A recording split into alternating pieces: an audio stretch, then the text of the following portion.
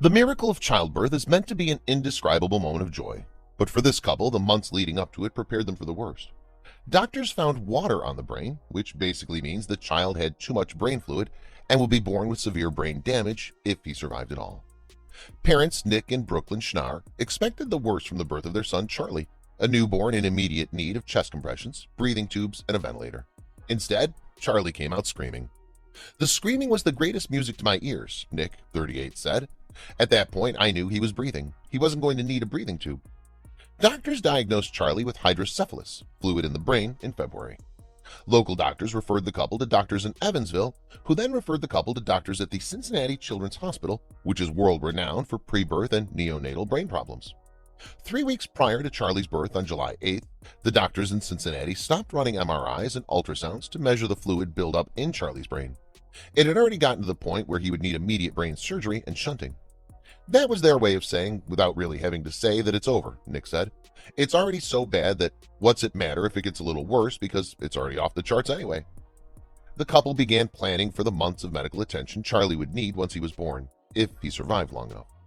Brooklyn, age 32, would spend 3 months in Cincinnati with Charlie while Nick would travel back and forth between Jasper and Cincinnati to take care of the couple's 2 daughters, Sophie, age 5, and Lily, who's 2.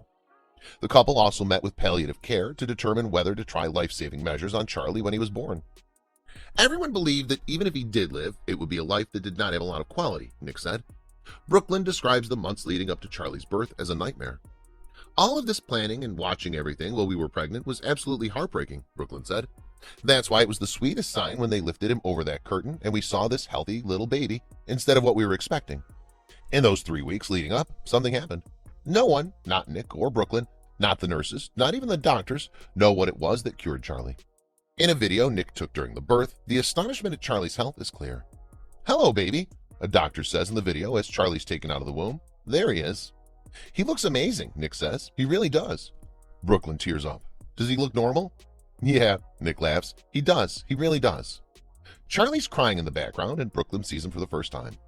"Oh my gosh," she explains. "His head's not big. He looks so much different. He doesn't look like an alien. He's okay. We don't have to make any choices right now. No chest compressions. His head's fine." 2 weeks after Charlie's birth, when the family's home and sitting in their living room, Brooklyn still can't watch the video without tearing up. "It was such a hard road to go down," Brooklyn said. "There's something that I think could really make or break a couple going through having such a sick child. But Nick and I have been married for 10 years, and we've never been closer than we were while we were pregnant with Charlie." 1 week after Charlie was born, the family was allowed to return home to Jasper.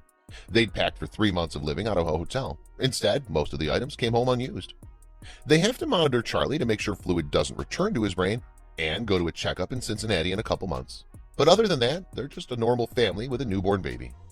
Sophie likes to hold him and Lily likes to stick his pacifier in his mouth. The Schnarrs are calling Charlie's pre-birth recovery a miracle. They're not the only ones. Nurses that had worked there for 30 years were saying, "Nick, in my 30 years, I think I've seen a couple miracles, but this is top of the list," Nick recalled. "This is the best miracle that I've ever seen in terms of what we were expecting and what we ended up getting."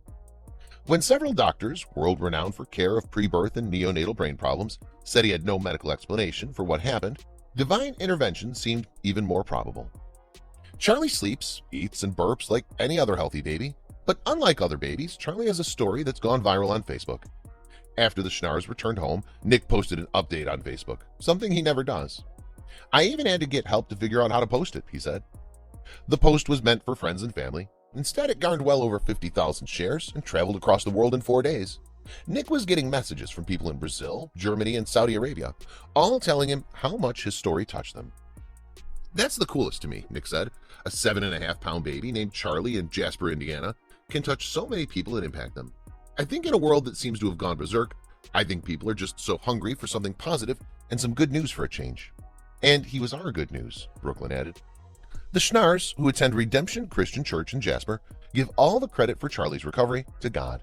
While the doctors were all amazing, Nick said none of them performed any operation to heal Charlie.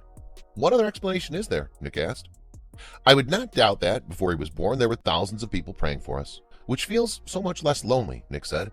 "I always tell people I wish there was a word stronger than thank you, because this is the time I'd use that word, but all I've got is thank you."